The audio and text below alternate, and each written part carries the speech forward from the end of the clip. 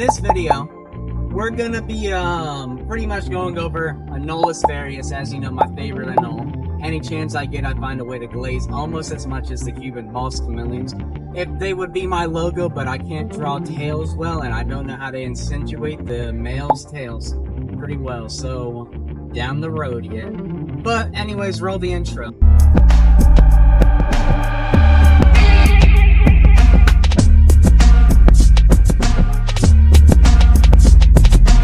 Anyways, it's Wet Hair Cameron, so new intro, new logo. What do y'all think about that? I'm a big fan of the logo. Had some people who weren't a biggest fan. What do y'all think though?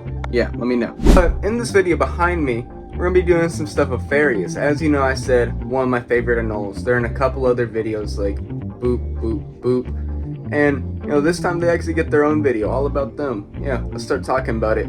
We're going to do a little bit of talking about Anolis Ferreus. Right now we're going to talk primarily about female Ferreus. This is one of my breeders, right? One of my lovely little ladies. Get her on this hand so y'all can see her better and a better display of her. Come on, young lady.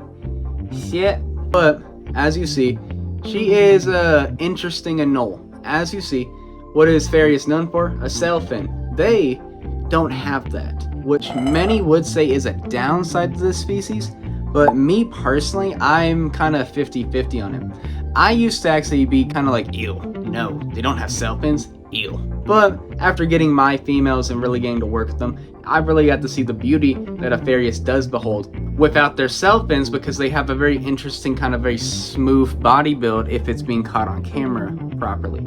And in my experience, female Ferreus are a lot more outgoing and relaxed versus the males. So it gives you something to look at in the cage as well. And then considering they're not a common anole, which means breeding them means you're providing more to the captive population. Howdy, buckaroo. So this is the part where we talk about the male Ferreus.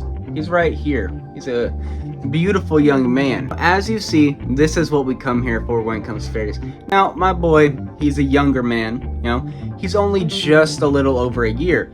He's proven, because anoles can start breeding at a year and they mature essentially at a year. But as we talked about earlier with the female, they just get better with age. You know, a 3-year-old male's tail will typically start to look like this. It's kind of something that will always grow till the day they die. But it definitely grew in the time of me having him, because it wasn't all the way like this. When I first got him, it was a bit smaller, but it's been growing. It's been going down here more.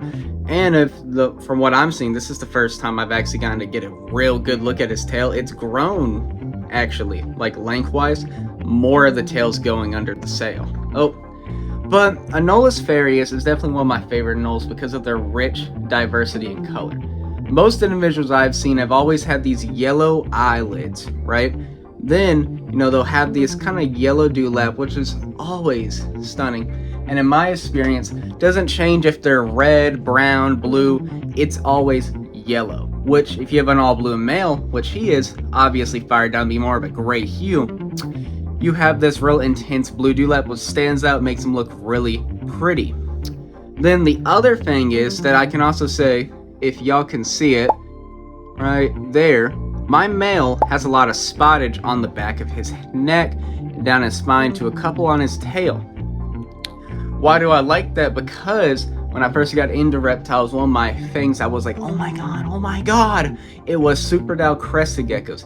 So the fact that I'm able to have a anole with spottage, that does vary, because I have seen some females taken from some photography of wild individual females who were have some heavy spottage, which I thought was sick. That's one of the other goals here. Breed some real blue baddies. You know, we're gonna make the bluest of the blues and try to see what we can do about making some more spots. Last anole, my last Ferreus, my last female, right? And this, I like to call her Pug. And that's because she has a, you know, she has a little bit of an overbite, and she's just kind of ugly, like a pug.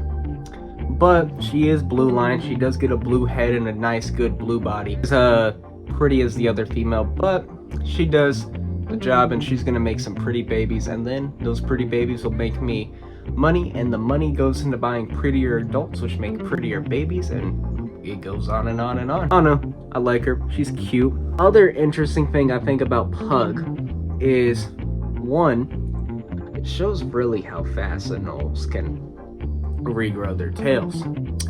Because I got these two females and not that long ago, you know.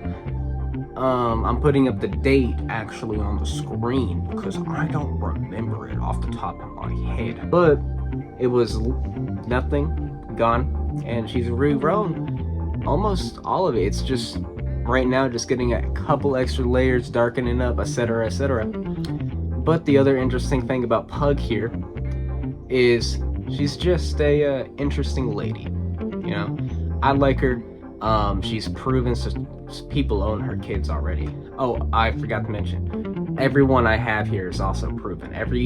The Ferreus I've shown is all proven. Let's go talk about something else. So obviously they need a cage going, so watch these videos if you want to see me actually building their cage. But we move to this part now.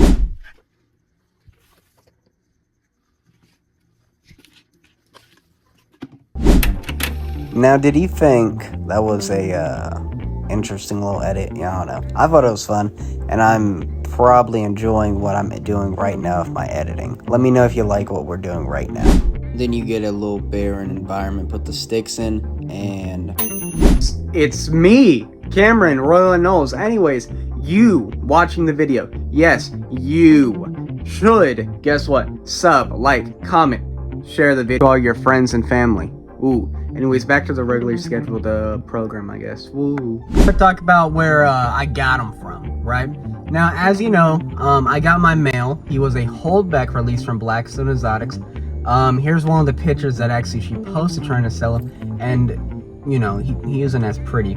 So, you know, he wasn't marketed as the prettiest boy, but he is one of the prettiest Ferreus I've ever seen. I love him. He's my favorite. He's an angel. But Blackstone Exotics works at a zoo. I also believe he was also at exhibit with the zoo. So it's really cool, really fun, really nice, and they do some cool stuff over there. I mean, hell, I believe as of today filming it, they actually just reproduced, well, hatched actually, the first croc tegus, the water tegus, whatever their proper name is. If I can find it, it's on the screen. But on the other hand, my Ferreus has gotten to see a Komodo dragon before me,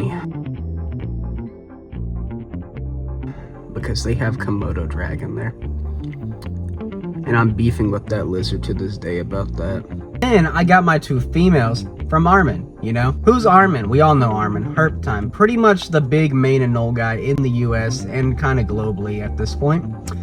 You know, hit him up one day. I'm like, hey, you got any juvenile or adult females for sale? Preferably blue line. It's like, oh, I do. And then like, oh, they're also proven. I'm like, oh, how much? He said this much. I sent them the money, and bing bong boom, had them here by Wednesday.